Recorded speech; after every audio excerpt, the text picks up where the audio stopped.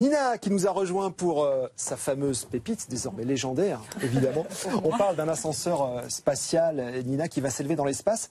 Pas dans 10 ans, pas dans 20 ans, mais la semaine prochaine. C'est vraiment vrai, ça? La semaine prochaine, c'est des astronautes japonais qui sont sur la Station spatiale internationale qui vont tester le dispositif d'un ascenseur dans l'espace. Donc faire circuler un ascenseur sans gravité. Ce sera une première si ça fonctionne.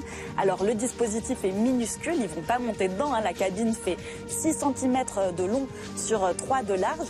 Donc ils vont lancer 2 satellites qui vont tendre un câble de 10 mètres de long qui va tracter cette minuscule cabine dans l'espace, si tout se passe bien. Mais quand est-ce qu'on pourra monter dedans, du coup? Eh bien, là, pas tout de suite. L'objectif, c'est bien de nous faire monter dedans, d'emmener des hommes. Là, ils vont juste filmer l'expérience, voir si la technologie marche.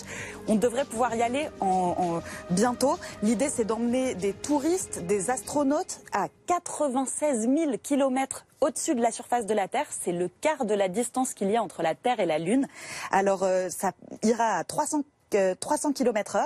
Ça veut dire à peu près 10 jours de montée dans la capsule. Et c'est prévu pour 2050. 30 ans.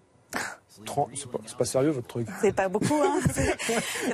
Ça fait des décennies qu'ils travaillent quand même sur le projet. Une université japonaise, un fleuron du BTP, le Bouygues japonais. Donc c'est très sérieux, mais ils ont des défis techniques colossaux à relever, ce qui va coûter des millions et des millions d'euros.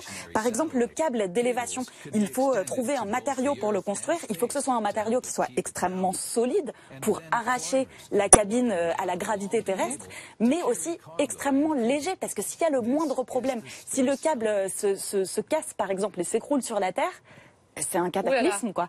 Et puis il reste pas mal de questions sans réponse. Et la dernière qui m'inquiète un petit peu plus, c'est qu'est-ce qui se passe en cas de panne? C'est effectivement une question qu'on est en droit de se poser. Si on est là toujours en 2050. Exactement. Exactement.